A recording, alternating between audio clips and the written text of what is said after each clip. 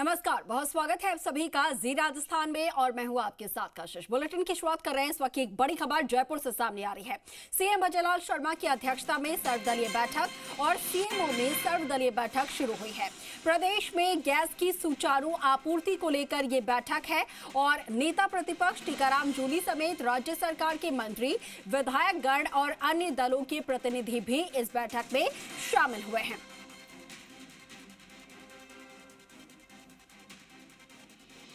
क्यों कितना फायदा रहेगा इसको, क्योंकि अभी बात करके ही पता चलेगा। अभी बुलाई है हम जो है ऐसे कोई भी संकट अगर कोई बात है तो हम जो है सरकार के साथ रहेंगे। इस स्थिति जो भी है अभी क्लियर हो और बैठक में पता चलेगा क्या बात है।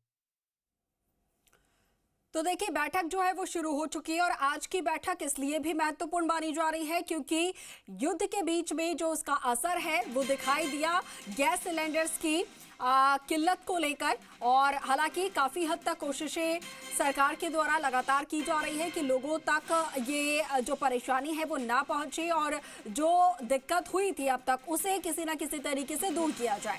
केंद्र सरकार की तरफ से भी 10% अतिरिक्त आवंटन जो है वो किया गया है कमर्शियल गैस सिलेंडर्स का। दूसरी तरफ घरेलू गैस सिलेंडर्स को बुकिंग की जो समय सीमा 45 दिन की गई थी उसे घटाकर फिर से 25 दिन कर दी गई है। तो हर तरीके से कोशिश की जा रही है, लेकिन और ज्यादा कैसे लोगों के बीच में जो चिंता की स्थिति, जो पैनिक क्रिएट यहाँ पर हुआ है उसको कैसे ठीक किया जाए, उसको लेकर भी बैठक बेहद महत्वपूर्ण मानी जा रही है।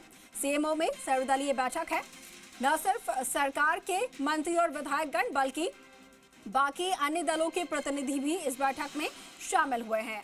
तस्वीरों में आप देख पा रहे हैं लगातार मंत्री और विधायक गण जो हैं वो सीएमओ पहुंचे, मुख्यमंत्री जो हैं वो भी सीएमओ पहुंचे। यहाँ पर बैठक शुरू हो चुकी है और अब इनसे सुझाव लिए जाएंगे कि कैसे उनके क्षेत्रों में लोगों को राहत दी जाए।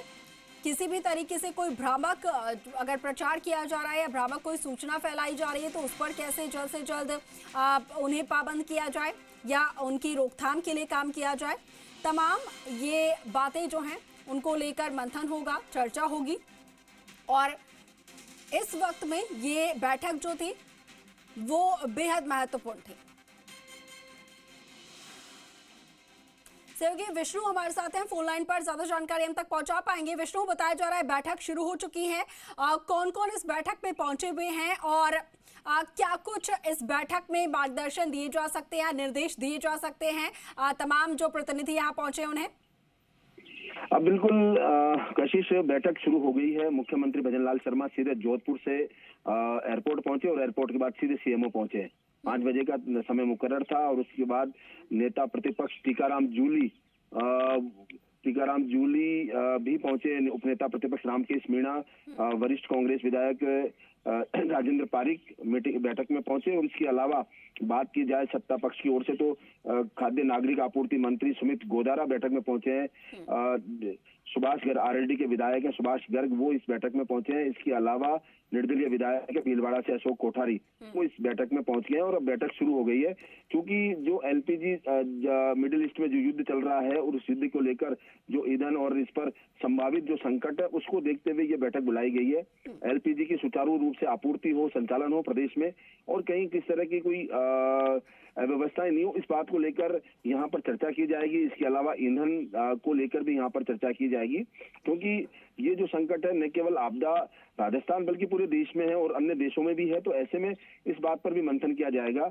यहाँ जो विपक्षी सदस्य हैं उनसे सुझाव भी लिया जाएगा कि किस तरह से इस समस्या से अपन जो है प्रदेश इस संकट से सामना करे और किस तरह से ऐसी व्यवस्था लागू करे जिससे सुचारू रूप से लोगों की जिंदगी चलती रहे। इसके अलावा आगामी दिनों में क्या जब ये संकट बढ़ता है तो किस तरह से अपन को उपाय किए जाने चाहिए, उन उपायों को लेकर भी चर्चा होगी। क्योंकि प्रधानमंत्री नरेंद्र मोदी कह चुके हैं संसद में कि जो लॉकडाउन वाली स्थिति है, कोरोना वाली स्थिति है, उस तरह के सामना करने के लिए तैयार रहना होगा।